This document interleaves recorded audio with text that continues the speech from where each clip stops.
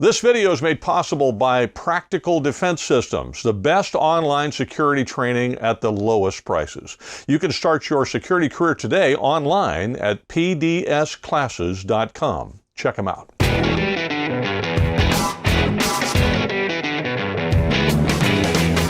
Hi, this is Joel Persinger. I'm the Gun Guy. Thank you very much for all of your support of GunGuyTV and everything you do to help me keep this going. I'm very, very, very grateful. Please do check out the alternative places where you can watch the videos because YouTube is ramping up its censoring, as you could tell from a video I posted earlier, and you may want to investigate that too. There are lots of places to watch, so keep an eye on these down here, and you'll be able to go visit them. You might also check out the GunGuyTV audio podcast on your favorite podcast player, including Spotify, iHeart, and a few others like that. I'm going to have an interview today with the amazing and talented Rick Travis from the California Rifle and Pistol Association. He's got a bunch of stuff to talk to us about and update us on California. So let's, without further ado, as you would say, let's go talk to Rick. Rick, how are you doing? I see turkeys on your wall. Where did those come from? Just got back from a recent hunt and was able to go ahead and do my first taxidermy ever. Ooh. And so I have the beard and the turkey feathers behind me. So I'm pretty happy with that. That's pretty cool. The only beard I have behind me is this one, and it's in front of me, and that's all I got. I am, however, if you'll notice the background, I am in Joe Biden's America. I'm sorry, I shouldn't have done that. I'm in Kamala Harris's America. Or if you like, I'm in Gavin Newsom's California, which is probably very accurate at this point. So what's going on with our gun rights and other stuff in the handy-dandy state of California? Well, in California, we have a lot of things going on right now. I mean, one of the things I want to make sure all of your listeners realize is that as it stands today on the 9th of December, we have been told that it is unlikely the state legislature is going to reconvene until very late January, early February, which is not the typical. Typically, we are back at it usually around the 4th or 5th of January this year, but that's not going to be the case. So a lot of people are throwing rumors out there. I'll talk about a couple of the ones that we're following because we think there may be some actual feet to these. But one of the things I want to caution people is don't get all keyed up and wound up around the axle over the rumors yet, because there's plenty of serious stuff that we do need you keyed up and wrapped up around the axles and working with us on. And those were a couple of things I wanted to talk to you about today, Joel. Okay, well, one thing you could do real quick, if you wouldn't mind, is clarify what you mean by the rumors we shouldn't be getting aggravated about. What rumors are we talking about? So we've heard all sorts of rumors. One of them, which I was going to address today, which is, there's a organized effort by and insert numerous different groups to be able to prevent you from having ammunition to buy. And that's why ammunition's not, landing in your local gun store or retailer. Same thing with firearms, same thing with CCWs, when in fact, the truth is very different. And the truth is something that we need to get out there so people understand. They understand who's working with them, what people are trying to do to solve these issues, but also the cause of those issues. Okay, so let's talk about those. What's the, do you have that information? Can you tell me about the truth about what, I've heard the rumors of CCWs. Sure. What is actually going on, truthfully, in the state of California where concealed carry permits are concerned, and why are there delays? So those are all excellent questions. We have to, spin the clock back. About a decade ago, we did not have the number of CCWs in this state. National organizations like the National Rifle Association at the time and others, as well as state organizations like CRPA, Gun Owners of California, and others, were all fighting to try to open those up in various counties from San Diego to Orange County, LA County, all the way up the state. And there were a couple of counties where honestly you could go meet with representatives of the sheriff's departments and within a few days have your CCW carry it wherever you wanted to in the state. And there were other counties that were so draconian that it was thousands of dollars and more in a couple of years wait. What has happened is over the past few years, because of those organizations working around the clock, California Rifle and Pistol Association sued several sitting sheriffs, worked with sheriffs behind the scenes. Orange County was one of our proudest moments where we worked with former Sheriff Hutchins, and she took us from 900 to over 20,000 before she left. Her successor, Sheriff Firearms, is keeping up that number and continues to do so. But what has also happened, as you might have heard recently or past few months, is there's been a call to defund law enforcement. And that call has many people with many different reasons behind it. But here's one of the cause and effects from somebody who's worked with law enforcement agencies his entire life, started off in law enforcement and then went on to do other things in my life. The fact is, the first thing that always gets cut, same is true in the military, is training. Whenever the budget gets cut, training gets cut. And CCWs and many of the departments fall into that same budget category. So what has happened is, we can take a county like Fresno. Fresno County has well above 24,000 CCWs, which means every year there's in excess of 12,000 CCW holders that are trying to renew that CCW. That generally takes about an hour, hour and a half for that to happen. And as a result, that's a lot of man hours or people hours, to be politically correct, that people are expending to try to get those background checks done. At the same time, we had a mass rush of people to go get firearms. They had been in the middle or slightly to the left of that question, that during the past 10 months decided, you know what, I'm going to get off the fence. I'm going to buy a firearm. Got engaged in the community, started to go out and get some basic training, and said, you know what, I want to get a concealed carry permit.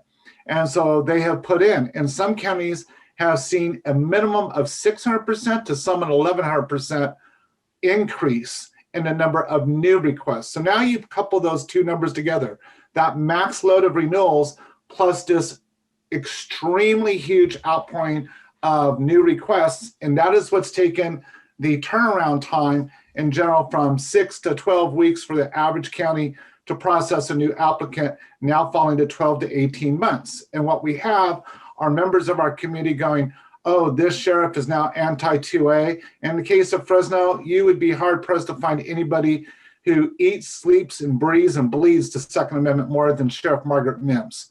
And so, when I hear people up in her neck of the woods saying, oh, she's against us, she's stalling. No, she has a limited budget, limited number of people. And thankfully, and she's very happy about this, she has a ton of people wanting to engage their Second Amendment rights. But it comes down to that whole supply and demand. Demand is way up here, and her ability to get people through that on her limited budget that is being, attacked is very, very small. She's doing everything she can, but she can't take from other parts of the department because she has to fulfill those needs as well. So this is what we're seeing up and down the state. Several different sheriffs and I have been talking over the past couple of weeks. We have other sheriffs that are starting to let go and starting to give out CCWs. LA County has started that process, and it's growing, and we're working with them and along with a couple of other sheriff's departments supporting them, because our goal is to make it so that members of the CRPA and the general public in any county in the state can get them. Some are more draconian than others, such as San Francisco.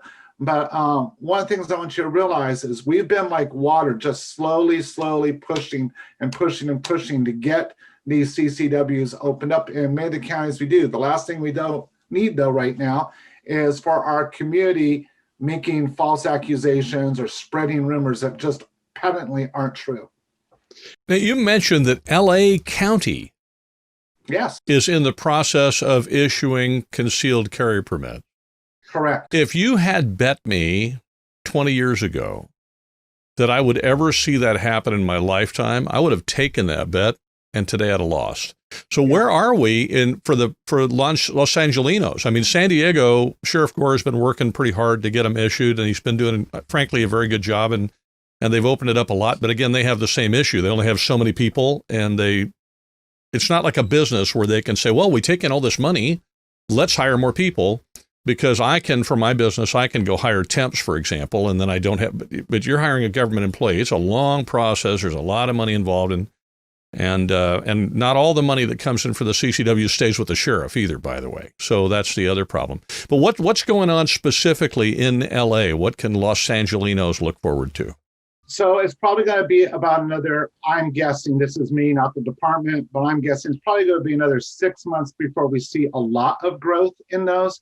But I will tell you, they're up around 50 a month, which to a lot of us is like, well, that's nothing. And why would you even bring it up, Rick? But I'm bringing it up because prior to this, it was, maybe a handful and a half that were getting done a month. So it is an exponential increase that he said he has goals, he being Sheriff Villanueva, to increase that a lot. But right now, I know that the department is going through getting their people trained, getting the software set up, getting the process set up, the paperwork. And as soon as we have that, we'll be posting it on our website along with alerts. I'll probably ask you to come back on and make the big announcement. But we have counties like that. We have counties like Solano County that used to be very small numbers, and Sheriff Ferrara up there in the Bay Area has exploded that county. We have up and down the state, multiple counties, multiple sheriffs that have made that move. And some of them historically were not in our pocket. Probably the most difficult counties right now are places like Santa Barbara and San Francisco. But we're talking to those sheriffs and trying to get those opened up as well. And then we have, a sheriff that did something that was just, it looks like allegedly inappropriate. I won't say it was because everybody gets their day in court, but currently I know that the sheriff in Santa Clara, the undersheriff, as well as the head of security for Apple, it's all been in the news, have been involved in a pay-to-play, meaning that, certain products like iPads and other things were gifted over to the sheriff's department in exchange for CCWs for members of their own businesses and organizations. Unfortunately, the sheriffs have forgotten what happened here in Orange County. And we had a sheriff formerly, in fact, the one that Hutchins replaced, that Brad Gates used to do that and went to jail for it and some other things. And so it's unfortunate that that happens. And it is from that incident up in Santa Clara that some of the rumors started to flow that there could be some legislation designed to move CCWs from local county and city jurisdictions up into the Department of Justice. But one of the things I want to touch back on LA County is at the same time, Sheriff Villanueva is making good on his couple of his statements he's made in the public of opening up CCWs and starting to get those rolling. We also have some cities within LA County who have started to issue CCWs or started to increase the number of CCWs and engage their general public. So realize we're working at from the local city level as well as the county level, wherever we're able to help get those CCWs available for law-abiding gun owners. So at this point, it sounds like it's more of a bandwidth issue than it is a lack of desire to issue. The desire is there, but the number of employees, the time, the software, this all takes time to get in place. I know in San Diego County, the Sheriff's Department has had to add people, and they've had to add, now they've added that software Promedium, and then that's kind of an interesting learning curve in and of itself, moving from the paper to the, and even, I was talking to them just recently, and they were telling me that, they've got Promedium, and that's all fine and well and good, but a lot of the process is still on paper because it takes forever to migrate from one thing to the other and get everybody trained up and get everything moved. And so it's a Herculean process. It's a 2-year minimum process to move from the paper records of any given county to a software system. We work with the people from Promedium in the conference that we do for sheriffs and CCWs annually with a couple of other sheriff's departments to help co-sponsor that, along with United States Concealed Carry Association, who does a wonderful job helping us fight for Californians and their rights to possess a CCW. And one of the things that we all know is just for the renewals, that's a 2-year process to migrate whatever that existing number of renewals is over to the software, and then to migrate all the people coming in. And you got to realize the day you started, you could have a couple thousand people in the queue for a brand new one. You're not going to back up and delay them. So it's at a minimum of 2.5 years. Well, and then insert COVID into the mix. Right. And then insert COVID into the mix and all the goofy things that have happened with regard to it. Right. And that's one of the things too that I really want to push out there is we have had sheriffs do some amazing things where some of the recommendations of health officers and other state and county officials in regards to be able to have contact to issue these CCW permits, the sheriff's departments, without compromising at any point in time the public safety, have found very creative ways to maintain the standards of health, maintain the standards of care and background checks, and keep the public confidence up on both levels, despite the fluid changes that all of us have experienced during these past 10, 11 months from COVID-19. To what do you attribute this change? Because I know it's been gradual, And the reason that's why I ask you the question, because I know it's been gradual and a lot of behind the scenes. But to the average citizen, it seems like, wait a minute, what? LA's doing this? Wait a minute. It seems like it's happened rather quickly. Well, I think a lot of this, LA was trying to open up prior to COVID-19, but what I've said on a whole host of issues, and I'll say it on a couple of the other issues I was going to talk to you about today, COVID-19, beyond the disease, I'll set that aside. The whole incident has been a microscope or a magnifying glass, if you will, on issues that I think everybody knew existed, but due to the fact that a lot of us have had to work from home, we've had to go to Zoom meetings, we've had to do interviews like this, we are able to look and analyze a little deeper than we were when we were just moving by the seat of our pants, all of us trying to get through our days in what I would call the normal hectic day-to-day operations in America. And so I think that, along with the panic, people realizing, oh, Walmart and Costco aren't my pantry, people understanding that, oh, I might need more than I thought I needed, that has been a catalyst. And sheriffs have got to see, I mean, the fact is, you and I both have joked before, you can't carry a police officer in your back pocket, but I think that became painfully true during several of the incidents connected to COVID-19 and this year that we call 2020. And so as a result, a lot of sheriffs that were already firmly in the CCW camp, even more so, and those sheriffs that were kind of teetering on the side said, you know what, we have to allow people to protect themselves. There was a lot of fighting at one point of what was essential, what wasn't essential in this state and others. And groups like the CRPA actually represented Californians on 2 different committees through the White House early on in this to make sure that ranges and gun stores and training was all considered essential. And I think as that came down and sheriffs realized it, and Villanueva in LA flipped a couple times, that's well documented. But I think they really started to see like there was a big public outcry. And in the case of LA County, predominantly a Democratic county, and there were a lot of Democrats, including Hollywood elites, who went back to the sheriff and said, this is ridiculous, I should be able to have these things. And they pushed on it. And just because you're the Hollywood elite doesn't mean the law changes only for you and not for the rest of the citizenry. So there's been a lot of factors that have played into this. Rick, what do you say to the individual who watches this video and their immediate reaction is, yeah, well, that's all fine and good, but it isn't fast enough, it isn't enough. My Second Amendment says the right to keep and bear arms shall not be infringed, and I should be able to carry and do what I want to do, and I shouldn't have to talk to a sheriff. By the way, all of which I agree with, but at the same point, I live in this weird thing called reality, but I'm curious what your response to that person would be. So I'm not always popular, but then again, doing what's right isn't always popular, so I'm okay with that. This isn't about being popular. And so the first thing I would caution that person before I even answered is realize you can go to a lot of YouTube channels, a lot of other people who are speaking, and they're going to tell you what you want to hear, but they're not going to tell you the truth. The truth is we didn't get here where we're at in 2020 overnight, and we're not going to correct it overnight. And the vast majority of people that come to yell at me because they're frustrated, and rightfully so, I've rarely disagreed with the reason the person was frustrated, but I've always found it interesting because one of the first things I usually ask people is, are you a member of, and insert one of the 2A groups, and did you vote? And unbelievably, over 90% of the time, literally 9 out of 10 people will say no to both. Well, realize those who do not wish you to be able to exercise your Second Amendment rights are members of anti-gun groups, do vote, and donate a ton of money to strip you of your constitutional rights. And so it's like Jefferson said, founding fathers, I tell people all the time, go back and read what they said. These were not stupid individuals. They said, hey, every generation is going to have to fight for this.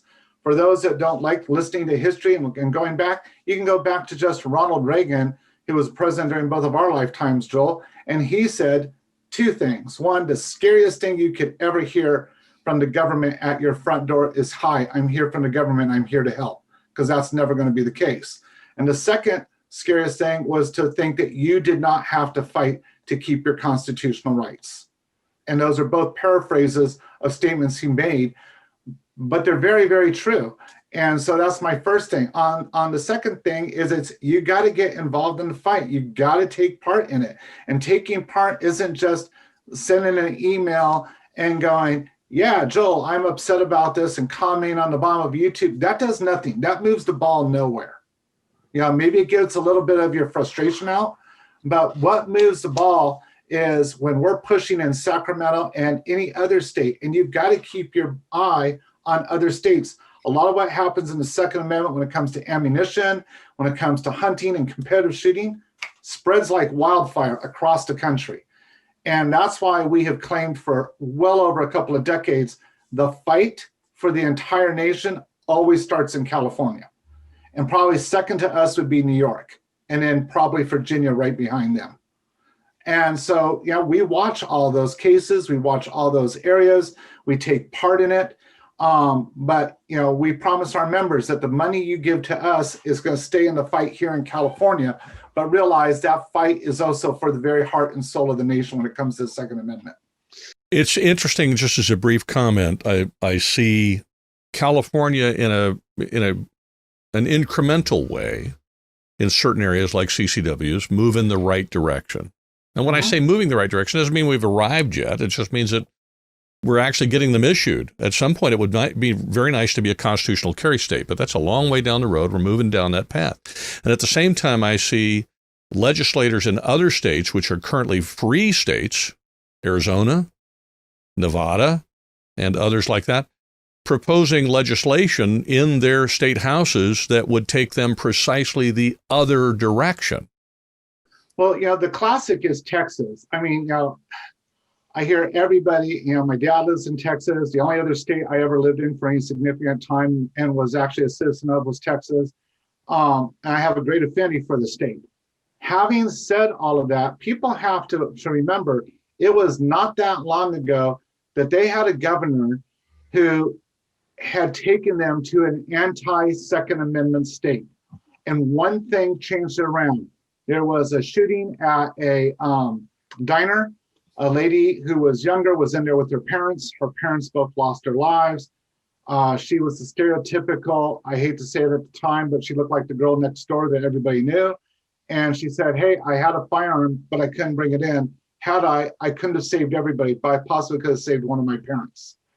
That started a public debate in Texas, that tragedy that turned Texas around. And you had people like their former governor, who's now the Secretary of Energy, Rick Perry, go from being a Democrat to Republican, becoming a strong advocate for the Second Amendment. But if you look at what's happened in Texas in just the last 4 years, you've got Beto O'Rourke or PJ O'Rourke or whatever his name is on a given week, who is the anti-2A czar, allegedly for Biden, who is out there saying, hey, I don't want to see these things. I don't want to have any of them. How did he get to that position? People in Texas voted for him. And this is where we look at places like that and say, yeah, they turned it back from being anti-2A to very pro-2A. And then they started resting on their laurels and saying, oh, this is Texas. It can never happen here. And yet there are sections of Texas like Austin who are very, very much turning blue, and a deep blue at that. And it's not always, we get blamed for that. The Californians moved here and screwed up my state. Well, there's a degree of that that's probably accurate to some degree, but it's not all California's fault. It's Texans, some of them, who vote that way. And I think we got to get out of the finger pointing mode. Yeah. Oh, it's those guys over there. It's those dudes. They did it. Well, that's, that may make you feel good, but it doesn't save your rights. So we've talked enough about that probably. What's going on with ammo? Everybody's complaining they can't get ammo. I get it. And then with reloaders, of which I am one, and I believe you are too, and so is Sam, and so are many others, people can't get primers and other stuff. And you get all the rumors about it's a government conspiracy to disarm the public. What's the truth of it? So the truth of it is a couple of different things happened. Number one, a lot of us that were reloading never had time to reload. That was a constant talk between Sam and myself and others like you. Hey, have you got to reload anything? Well, just a little bit here or there. But with COVID, a lot of people have been home, so they've had a lot more time to be doing the whole pull down the handle and reload. So that helped pick up, but that by itself wouldn't have done all of this. What has happened is, progressively, if you look at shooting sports and going to the range and things, most of us up until about a decade ago had a fairly low amount of ammunition outside of maybe what we had for, any one given activity that we might be involved in at a range. But for the most part, if you looked across someone's firearm collection and they had 8 or 9 different calibers, maybe 1 or 2 calibers, they had, 1,000 rounds, and the rest, it could be anywhere from 50 to a couple of hundred, because that was considered sufficient because ammunition was readily available. You could go get it wherever. And then when Barack Obama came into office and there was a justifiable fear that we wouldn't be able to get ammunition in certain firearms and there were things being threatened, people went to the store and their minimums changed. And I'll put myself on the line. I worked with scouts for a long time, and I always was like, if I had 500 to 1,000 rounds at 22, I was good. Round 1 came through, and I was like, you know what? I wasn't able to get rounds. Need to have a little bit more. You can go through a lot of rounds with just a group of 20 young adults on a range. So my new minimum became 5,000. And then the second thing came up, and it got moved up again. And for a lot of people, 10, 15,000 rounds is now their minimum. So that, coupled with all these new people across the country, estimated 2.5 to 3 million that have bought firearms, and they go and they talk to their friends, whether it be a Rick, a Joel, a Sam, a Jack, or whoever, and they say, oh, I bought a 9mm, and I bought a shotgun, and I bought a this. What do I need? And the first thing people say is, well, if I were you, I'd probably have, 4,000 or 5,000 rounds of this, a couple thousand rounds of that, maybe 500 rounds on the shotgun. And those people go to the store to buy it. The third thing that came into it, and I've heard this from the manufacturers, people at Midway, people at Brunel's, people at Palmetto State Armory, I've heard it down the food chain, is that when a lot of new people went in to go buy both ammunition, reloading materials, parts, would say, oh, well, this is what I have. And they would say, sorry, we're out. Well, what do you have? Oh, I have some 303 Enfield, brass casings. I have some primers for, 6.5 Creedmoor. And then I have some magazines for a 308. I'll buy it. They didn't even own the firearms. They just bought it. And they bought it under 2 assumptions. One, that if we hit the apocalypse button, they would be able to use that for trade for whatever goods and services they need.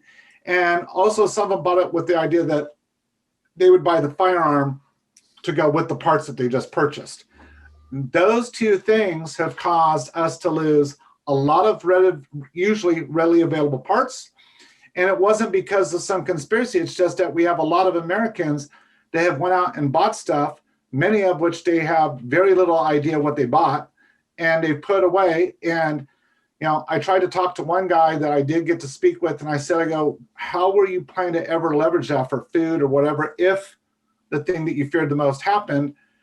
And they just looked at me with a blank stare. And that's kind of sad. It kind of is. But, that is part of what's led to this problem. I know that I've talked to some people at Glock, at SIG, at Springfield. All of them have said pretty much the same thing. They're pushing firearms out as fast as they can. The supply chain's pushing it out. But demand is extremely high. I know, talking with FFLs up and down the state, and prior to this latest shutdown, visiting with some of them in their stores. I was at one store, they got 8 firearms in, and in the 90 minutes I was there, all of them were claimed. I had just so that you know, I had a young man named Kyle, very nice, extremely nice guy, started a little business called Mobius Brass. And he called me, reached out to me, and we spoke on the phone. And he said, hey, I'd like to sponsor your channel. And I said, okay, what does that mean? He said, well, I'd like to provide you with brass when you need it for reloading. And I said, okay. He said, can I send you some brass to try? And I said, sure, send me some 45 if you like. Well, the guy sent me all this brass from various different calibers. So I did a video on it. Later, I published it during the day. The next day, he was sold out. It was gone. Mm-hmm. He sent me an email yesterday. He said, I'm so very grateful to be featured on your show. They bought everything I had in about a day. He said, I've spent all week, every night, up really late night processing brass, so I've got something to sell. So I think a lot of it is, some of it is a need, and some of it is kind of like the toilet paper thing. It's panic buying, and that's the issue. Now I say that. Do you really know, Rick Travis, man who's connected with all these people you talk to? Do you really know that it isn't a government conspiracy, or is this just conjecture on your part? Well, here's what I would tell those who believe it's a government conspiracy. National Shooting Sports Foundation, speaking with all the various ammunition manufacturers, they're 3.8 billion with a B, dollars in arrears for fulfilling orders. And they are moving their companies at full tilt to fill those back orders for ammunition alone. So that tells you where the demand is. That tells you where supply chains have already sent the money in to get the ammunition, get in that queue. And they're moving those ammunition things around the clock to be able, the manufacturing to be able to do it. Part of it is getting new machines, and those kinds of machines are not really available. It's not like there's a Walmart that Joel and Rick can go to and go, hey, we need 10 new lines set up tomorrow in a warehouse in San Diego to start making ammunition. Those types of machines that produce that amount of ammunition and do it safely and correctly, you can't just add on new lines. There's a permitting process. Again, going to what you said earlier, there's a government process, and government in a lot of areas is shut down, working for home. So it's not just ammunition, it's construction, it's a lot of different things. So that's why I look at people going, there's a vested interest for both the ammunition and the actual firearms marketplace to be producing these firearms, and the ammunition goes with it. They are literally millions and billions of dollars in back orders trying to get those filled. So there's definitely a high incentive for them to get this done. They are working around the clock to get it done. Several of the people I know aren't taking vacations, aren't doing anything but trying to get that done. But demand is increasing, and I'll go one step further. I think as things proceed into January and it looks like we have a change of government, I have a very strong feeling that the demand for ammunition and firearms is just going to increase even further. So what you're telling me is it's going to be a while before people stop panic buying the toilet paper, and we're going to have to figure out some alternative means. Yeah. The other thing we should mention too about the primers is that primers are hazmat, and the material it takes to make them are hazmat, and so it's heavily regulated. And if you're a company that makes primers, for example, there's a lot of government nonsense you have to work through to make more, or to get that material moved from point A to point B. I mean, it's a bigger process, I think, that people realize. What other crazy rumors should we dispel while we're sitting here dispelling rumors? Well, one of the rumors has been that there's been shutdowns in both youth activities, especially when it came to firearms. Part of that rumor is not a rumor. It's true. It happened this summer. And I'll touch on that, and I'll touch on the results, which I think will help people have a guideline to understand what's actually happening. A little bit about myself. I coached at a college level for 3 years, not in firearms, but in debate. And so I understand what it takes. You have your juniors and seniors who are your leadership core that work with the incoming freshmen, sophomores, and you're constantly moving that over as you're developing your team and maintaining its ability to be competitive. Having said that, looking at California, several things happened over the past year that have really decimated youth shooting sports programs statewide along almost every platform you can think of. So just starting off with youth, most of us don't realize, unless you work in this, that between Boy Scouts of America, 4-H, Future Farmers of America, Junior ROTC, religious-based camps, roughly between 500,000 to 620,000 people annually get their first introduction to a firearm. Some cases that may be for a younger child with a BB gun, all the way up to black powder rifles at 40 to 50 caliber level. We also have people with shotguns learning how to shoot, people with 22 rifles. Those are predominantly the firearms that are used throughout the spectrum. And because of COVID-19, those camps were shut down this summer. So that first contact, that often kids get to go to one camp in the lifetime. So that's a one-time shot to introduce them to their Second Amendment rights in a real meaningful way, to introduce them to the safety of firearms, the joy of being able to shoot them, understand what they're for, what they're not for. All of that was lost this summer. That also feeds into another issue. And that other issue is trying to maintain existing programs. So in programs that are competitive, like in the 4-H and FFA and JROTC, because they've effectively been locked down what looks like it's going to be 2 years, they've lost that entire leadership class. That also goes up to the collegiate level. And we could look at a wonderful program like at Cal State Fresno. You know, they would run anywhere from 400 to 600 people through their shotgun program. But think of where those coaches sit now.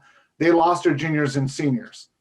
So now what they have coming in as their juniors and seniors are freshmen and sophomores that had no leadership training.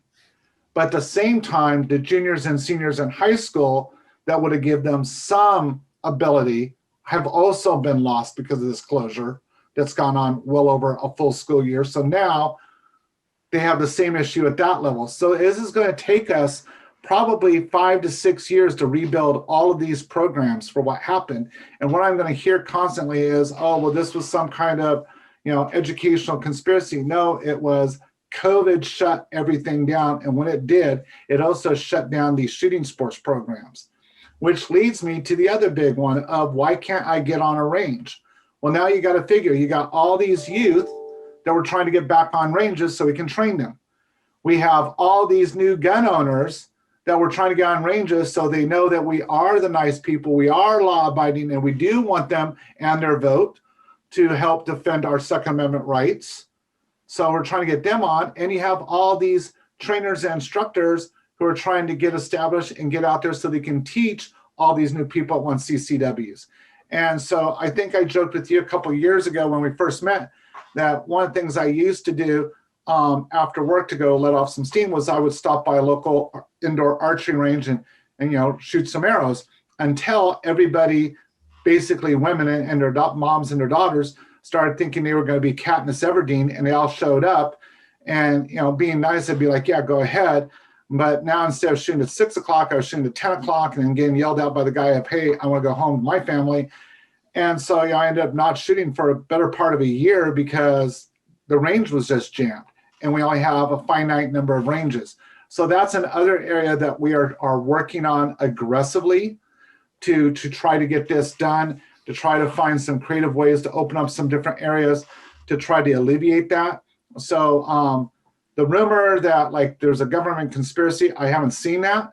But the part of that rumor that there is a shortage of numbers of youth that have been able to partake in the sport, a shortage of access to the ranges, those are all things that we're going to have to work through over the next couple of years and realize that the California Rifle Pistol Association, along with Gun Owners of California, are working diligently behind the scenes. In fact, right after this interview, I'm talking to a group of people on trying to come up with some creative ways to open up some stuff. Rick, I do have questions, but I know there's certain things that you want to cover. Is there anything that specifically you want to cover in case I don't? Okay. One question is probably a very broad one. I get it a lot because people are worried. Some of them are worried. Some of them are frightened, and everything in the middle. Where do we stand with our rights if indeed we do have a President Biden and a Vice President Harris? So I think there's a couple of things that I'm hoping people are watching throughout this recent shutdown with COVID and also the last year. People on your program have heard me. You've got to pay attention to the judges you vote into office and not just go, oh, sure, check, and the sheriffs. Because if you look at the sheriffs statewide, those are the people that uphold your constitutional rights in every county. And if you look at them, sheriffs have said, no, we're not going to enforce some of these COVID restrictions. No, you're not going to come in here and do some of these ammo background checks. We've had some sheriffs in counties physically post their deputies telling DOJ they couldn't enter the county, and the state backed down. So I think that's something that you got to realize is, first and foremost, supporting your local sheriff is critical, and making sure that if you don't like your local sheriff's stance on your rights in the Second Amendment, that you get out and help influence that in the next election, which, by the way, is about 18 months away. So that's going to be critical. I think right now at the federal level, as long as we hold on to the Senate, we have the ability to slow down and stop much of what would come from the feds. In this state, we have obviously a turnover, and it's going to be interesting to see how this works. None of us know if our governor will still be our governor a couple of months from now, because he may choose to make himself the new senator from California. So there's a lot of uneasiness and a lot of conjecture, but that's exactly what it is. It's conjecture until we actually know, which, like I said at the beginning, isn't going to be for a few weeks. Do know this, though, we're chasing down rumors. We're looking to see if there's any facts behind them. We've got some things that we have prepped. We're not going to let those out of the bag till it's the right time. One of the things I will tell you, though, is we have a lawsuit that is going up against the state. I would have said it was going to be called against Becerra, but he is now moving on to the federal level. So we'll still be against the state of California, but it's designed to further break up the roster and turn the clock back on that issue. So there's a lot of things that the California Rifle Pistol Association is doing to turn back the clock, not just holding the ground. And we're doing that across ranges. We're doing that across gun shows and gain access to that. We're doing that across your ability to buy different firearms that you have not been afforded the ability to buy and purchase before, and many, many other things, CCWs, et cetera. And so those are all things that we're working on constantly. Rick, are you seeing sentiment, political sentiment, where the Second Amendment changing among Californians? I mean, we have sort of a history now for a while of Californians being anti-2A, not all of them, obviously, but in mass. Is there a change coming? Yeah, I think there is a change. I think it's going to be how we all come together to work with that change. It's like anything else. You got to realize there's people who have sat on literally the fence and said, well, it's not that I'm anti, and then insert whatever your activity that you exercise under the Second Amendment, competitive shooting, doing something like SAS, a CCW, me, who does a little bit of all those and some hunting, whatever that might have been. A lot of people were like, well, I'm not really against it. I'm not really for it. And they wouldn't really say anything and commit. A lot of those are the people that have purchased firearms. And I think the most remarkable thing, and we've talked about this before on your show, is the vast majority of them, if you go to your FFL locally and talk to the people, they will tell you this has happened multiple times. The people came in and they had actually believed the rhetoric of the news media about loopholes. And we've had government officials come and say, hey, can I use the gun show loophole? And the FFL have to look at them and go, there is none. And there hasn't been for decades. You know, we've had people come in and go, what do you mean I have to wait? I thought, because I heard from some lady from Parkland that I could just pick up a firearm. Nope, there's always been a wait. I mean, a lot of these people, it's been a twofold slap in the face. Number one, they didn't realize that they would be a physical owner of the firearm, but they couldn't pick it up for 10 days.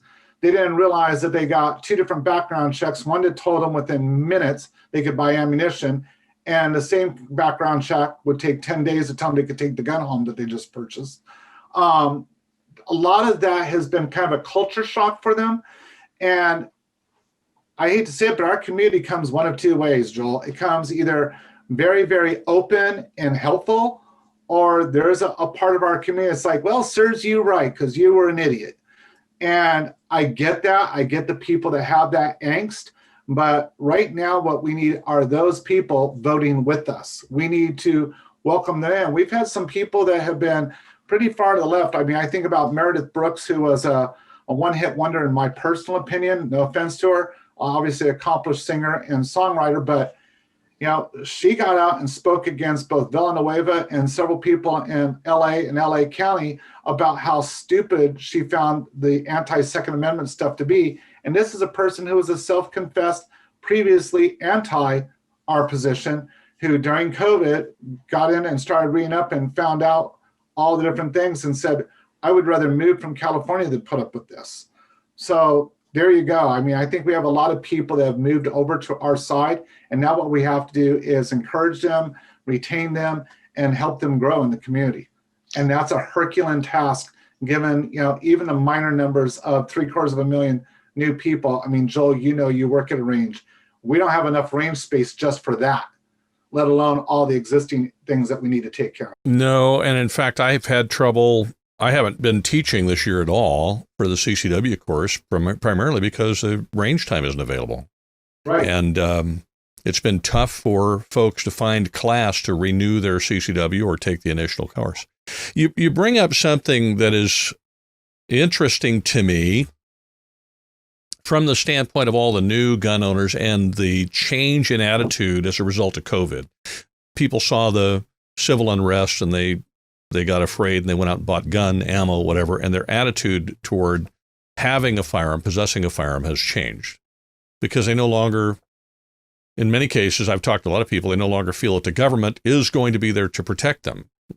Not that the government was ever going to be there to protect them, but at least they thought so. And now they've discovered that that's not the case. So how does that affect, in your mind, a Biden administration from confiscating? I mean, how does that affect their ability to go around the country, even in the state of California, and actually go door to door and confiscate guns?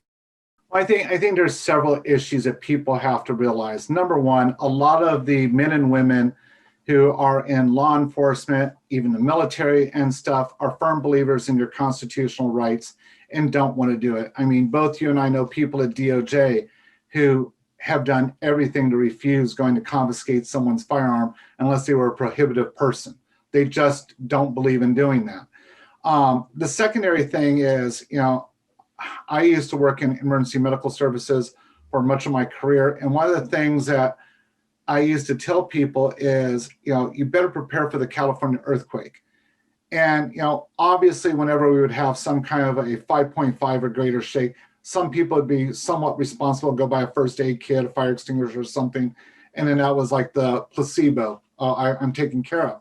And I'd look at them and say, there are three facts. When that bad thing happens, number one, if every fireman, every paramedic, every cop showed up, there's not enough of us to do anything.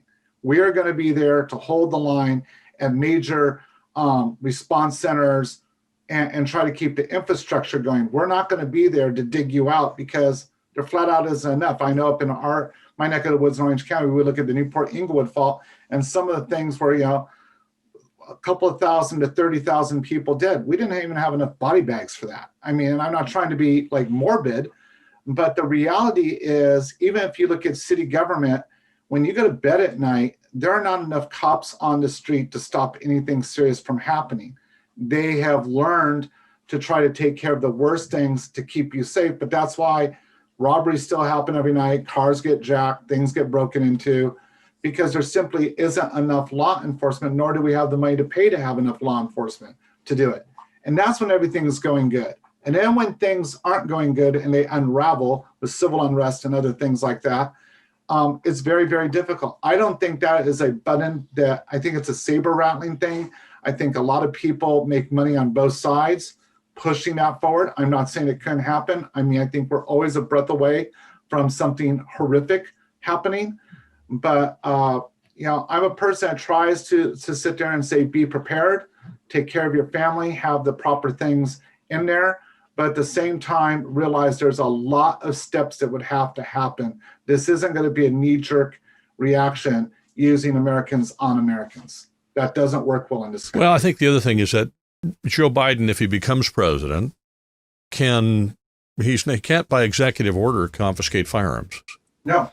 A bill has to be presented into Congress. It has to make it through both the House and Senate. It has to be signed by him. And then it has to survive constitutional scrutiny by the courts, which have now, what do we got, 300 and some odd conservative constructionist judges appointed to the federal court by Trump, plus it's a 5-4, roughly a 5-4 conservative Supreme Court. And even the courts like the Ninth Circuit, the circuit courts have changed quite a bit. The Ninth Circuit's not a rubber stamp for every loony thing they want to do anymore. So there's a lot more to it than that. So I think this is where I'm trying to get with it. If we're going to expend our energy and our angst and our upset or whatever and our emotion in a direction, what is the best direction for us to expend our energy on, Rick? I would say it's twofold right now. Number one is connecting with these new gun owners and helping them, because power is in numbers, folks. I mean, when we go up and we speak at the Capitol or at a county or even a local city meeting, it's numbers. It's numbers of people that show up and say this is something that's important to them. It is the numbers of people who are fighting for their rights that make the difference. And so that would be the first thing I would say. I would say if you haven't moved and become a member of us, the California Rifle Pistol Association, Gunners of California, or another group like that, make the move. Literally, people, you're talking less than, $5 a month to defend you and your family's rights. To have people that are there 24 hours a day looking, watching, and not just defending your rights, but making sure there's programs available, access available, all those different issues. The amount of work we do with the amount of people and the low budget compared, we are outspent by the opposition, literally almost 500 to 1. And if you look at our success rate against this David and Goliath event, it is incredible what we get done. And none of the people on here are like other people you've read about in national news. None of us have lavish houses, cars, clothes, anything else. Joel, you know me. I don't have any of those things. My house is smaller than your house. I know that was really funny because my house is really small. He and I were talking, what was it, yesterday, I think. And I said, our house is really small. And I gave him a square footage. And he said, well, you got 300 square feet more than I got. Well, okay, there you go. So you're right. We're just regular people. We're not doing anything special. And so I think what people have to realize is those of us that are doing this, we're passionate about it. We're standing our ground. Many of us took oaths to defend the Constitution. We've never been relieved of those oaths. So we continue to do that. And, the people are passionate. What we need you to be just as passionate. And we need you to realize that just because we win on something that you like or you support, that's great. I'm all for that. But that means you also have to be there and defend other people across the board, because they are constantly trying to take little chunks of us everywhere they can. Just on the hunting side of the house, we already have rumors that they want to go after dogs, bear hunting, elk hunting. And what they're trying to do is parse those different segments out, thinking, the dog people won't watch what's happening to the bear people and vice versa. And we're getting all those people to fight for each other in this fight, because that's what it takes. Because, those of you are like, well, I'm not into any of that. Well, you have to understand the firearms used in those are a lot of the firearms that you like to use in competitive shooting. And one of the ways we've been able to keep those in your hands is through the hunting and outdoor shooting sports. And if we lose that, we lose those arguments as well that defend your rights to be able to competitively shoot, say, like in 3-gun. So all these things are interconnected. And unfortunately, we become extremely myopic in our viewpoints within our community. And we need you to broaden that up a little bit and realize a fight on any part of Second Amendment rights on any of us is a fight on all of us, because I guarantee you that's how your opposition functions. Rick, there's a lot of hyperbole out there. And I try not to be, sometimes I can get my knickers in a knot and say stuff that's hyperbolic, but I try not to be the hyperbolic YouTuber and try to keep things where we're actually looking at things that are real. Uh-huh. The reason why I mention that is because we use the word fight a lot. And I've been in my fair share of fist fights. I was a bail bondsman and I was a security contractor and I've been stabbed and but that's not what we're talking about here. No. So what I'd like you to do, if you wouldn't mind, is I see a lot of, the country's, this is the end. The country's dead. This is the end of times. And, get ready for civil war and a lot of hyperbolic stuff like that. Right. Help me, if you wouldn't mind. Help us. Because there are people watching. Help us really boil this down to, when we're fighting this battle, what exactly does that mean? So what it means, obviously, I'll go over our own slogan that we have at the CRPA. It's the first thing, always be safe in everything you do. So hence the 2 words, be safe. Shoot straight mean that, the better marks person you are, the better off no matter what you're doing, from competitive shooting to putting food on the table for your family in a humane way. And the last one's fight back. And a lot of people have tried to take that, as you said, Joel, and use it as hyperbole of getting out there and punching someone or doing something like that. That's not what we're talking about. What we're talking about in fighting back means standing up for your rights, using those constitutional rights that are being attempted to be taken away from you. And if you look at those First Amendment rights and think of the Second Amendment as the thing that protects those in the first, that means standing up to government, actually going to your government and saying, no, you work for me. I mean, something I think a lot of people lose is the 400 and change people that work in the state capitol are not kings and queens. They are servants of the 39 million Californians. You know, the 1,000 people that work in Washington, D.C. are not kings and queens, despite what they think of themselves.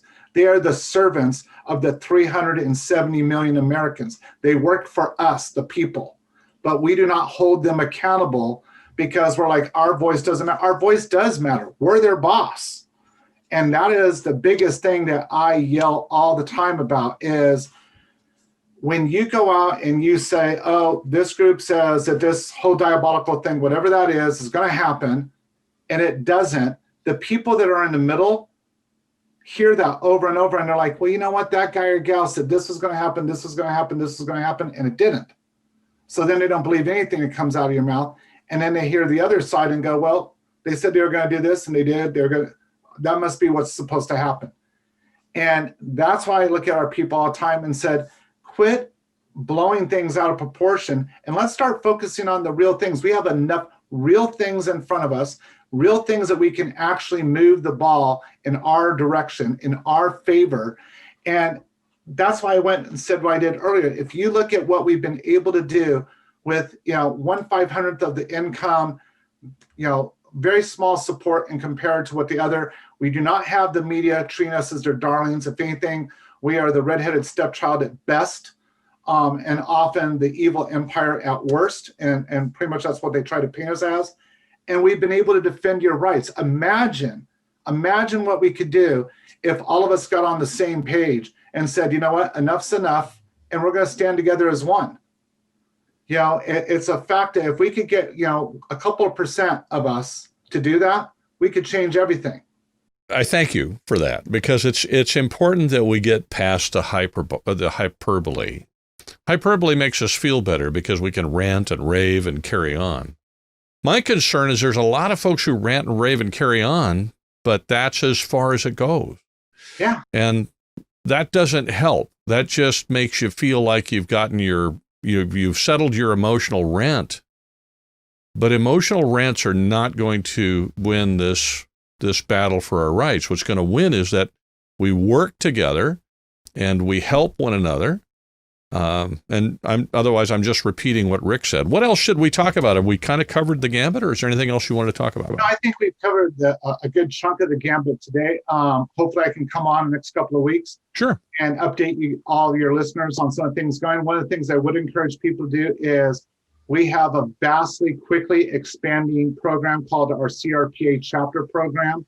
And in fact, Joel, I wanted to thank you because I know a shout out to our Kern County chapter. A couple of individuals blew me away a week ago when I was talking to them in a Zoom meeting.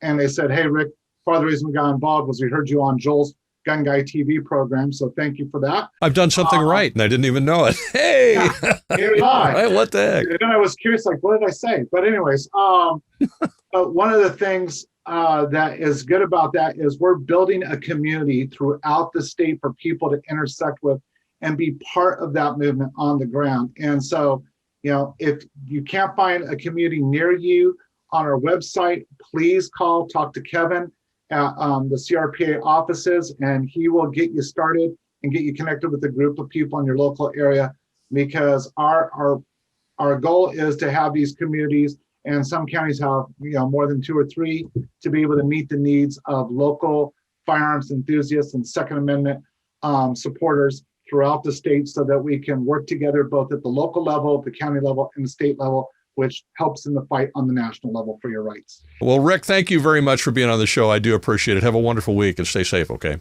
You too. Thank you. And everybody, be safe, shoot straight, and fight back for your rights. And that's it with Rick Travis. I'm very grateful for his time and for the effort that the CRPA puts into accomplishing things in California. Great news for Los Angelinos in there, and for other members of the state. We are slowly but surely becoming a state in which people all over the state will be able to actually carry and defend themselves. Hallelujah. And I want to thank you for being a great Second Amendment supporter. If you've watched this long, you are a stalwart supporter of the Second Amendment. The one thing I would ask you to do is, if you have not already joined the California Rifle and Pistol Association, please do that. I'll make sure there's a link in the description. And that applies to you even if you're in another state. Rick made a very sound statement when he said the battle begins here in California, because as Sam Paredes is famous for saying, California either affects or infects the rest of the country. We want it to be an infection that's a positive one. Thank you again for watching. Have a wonderful week. And wherever you go, whatever you do, stay safe.